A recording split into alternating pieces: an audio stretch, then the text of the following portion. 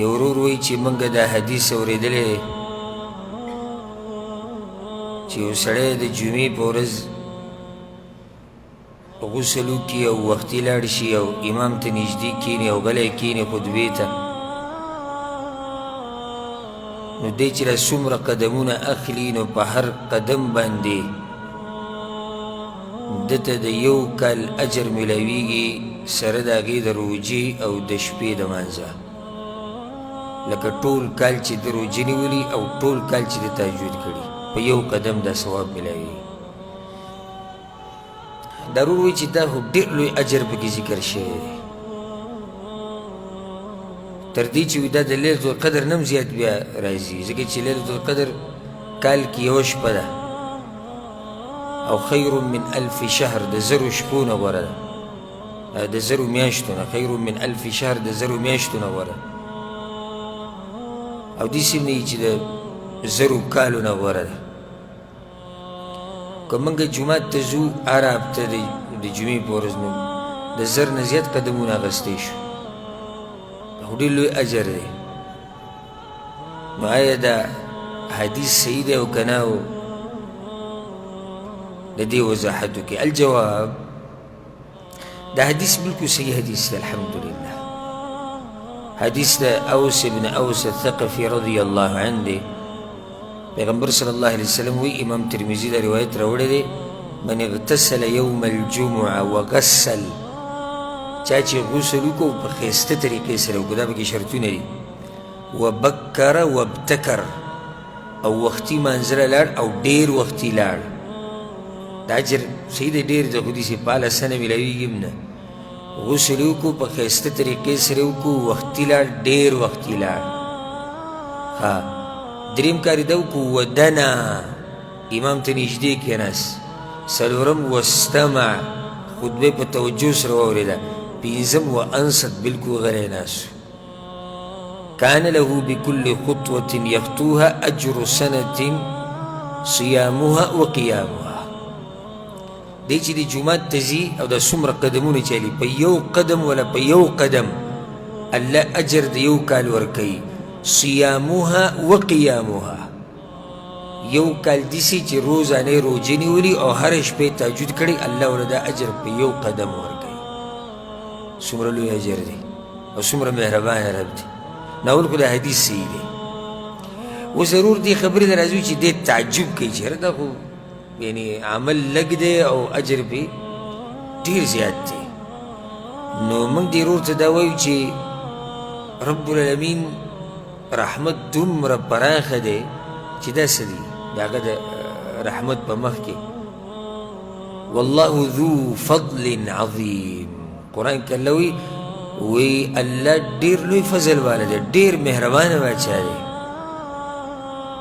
او موږ که داسې وګورو نو زموږ هر عمل وړوکی دی، لکه زه به دا وایم چې زموږ هر عمل وړوکی دی، الله چې سره کړي هغه ډېر زیات دي. زموږ هغه اعمال لایق د هغې نه دي.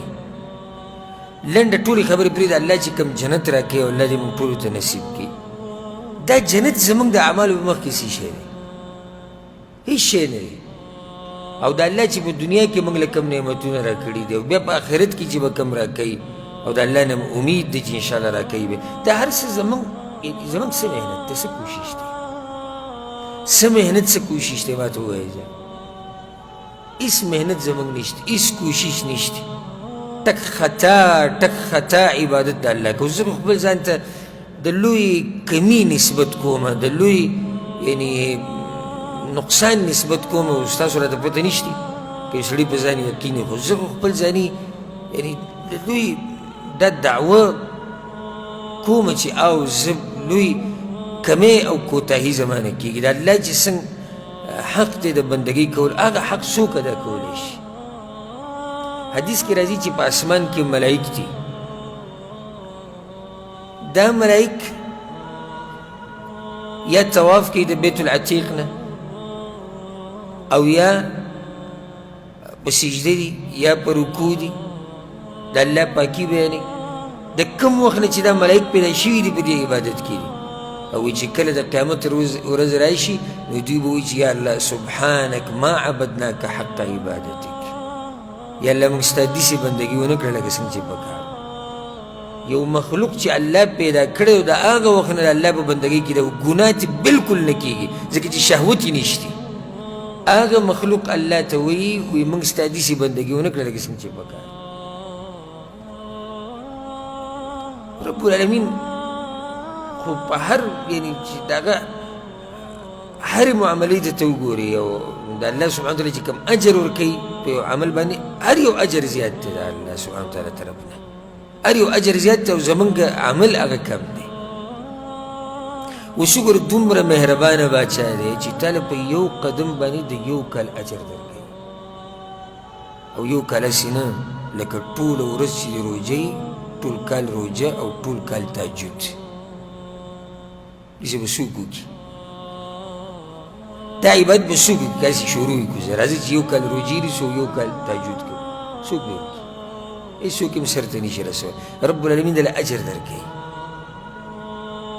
نو زه ورور ته دا یم چې په دې کې تعجب مه کوه د هغه رب داسې پراخه خزانې دي داسې لکه حدیث کې راځي چې د الله لاسونه کولاو دي کولاو سحر ماښام الله لګوي خزانې کولاو دي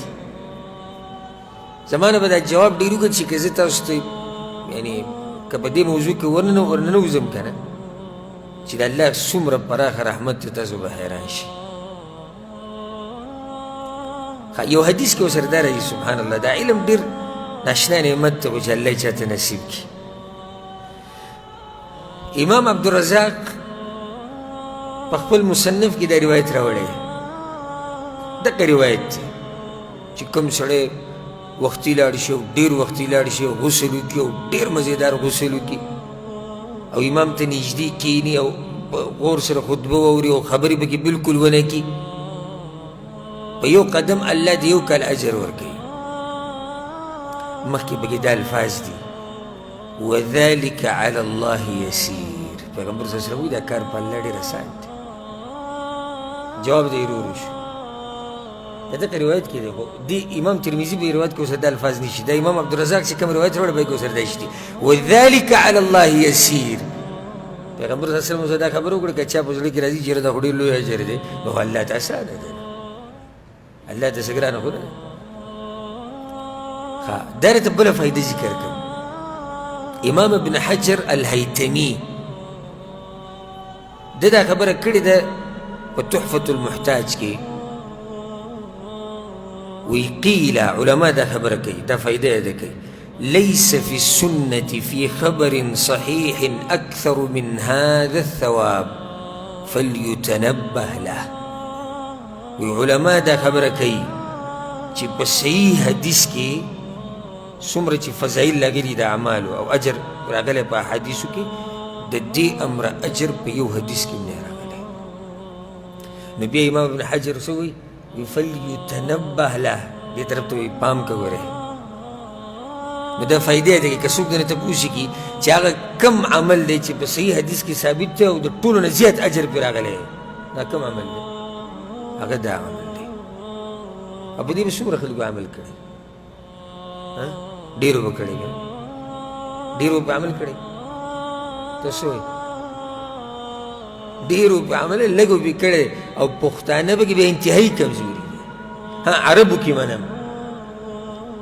دا خبره حقیقت دی ځکه چې کله د جمعې منزله ورشي که نه نو دا عرب به وختي راغلي که ډېر وختي ورشي دوی به ناستي او دا بنګارې به په جومات کې جوړي هر یو به سوره کهف وایي او څوک نفل کوي او څوک جومات خوشبو کوي او څوک څه کوي څوک څه کوي وختي او زموږ اکثر چې وینې په اوږه باندې جانماز پروتې منډې وایي او که لاړ هم شي وختي نو جومات نه بهر که د ژمي موسم وي نو پیتاو ته ناستي یا گپ شپ لګوي یا نوکونه واړه کوي یا یو شی د هېڅ ته خبر هم نه دی چې امام څه ووایي او څه نو دا فایده یې ده کوي چې صحیح حدیث کې یو خو ضعیف حدیثونو کې دې هم زیات اجر شتي او حدیثونه څه دي ضعیف دي صحیح حدیث چې ډېر لوی اجر پکې راغلی دی او عمل هغه دا حدیث دی بله خبره دا به اخرنۍ وکړو صحیح د اجر ډېر دی ګوره د اعمالو معمولي نه دي یعنې اسان هم ګڼل نه دي پکار غسل کول په ښایسته طریقې سره. یو عمل نه دی، یو غسل دی وکړو په ښایسته طریقې سره. دویم وختي لاړ،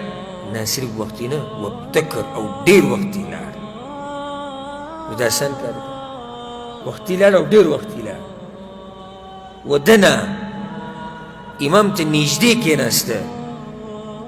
او بیا خطبه په توجه سره اورېده او غلی کېناسته، دا خو ډېر اعمال دي. بیا موږ دا وایو چې صحیح دی د اجر په مقابله کې هېڅ هم نه دي، خو د اعمالو معمولي مه ګڼه. نو سړی مړه داسې عمل دی ته یې وکړه که نه زه پوهېږې چې څومره ګران کار دی. نو الله سبحانه وتعالی دې موږ له په دې باندې د عمل کولو توفیق راکړي.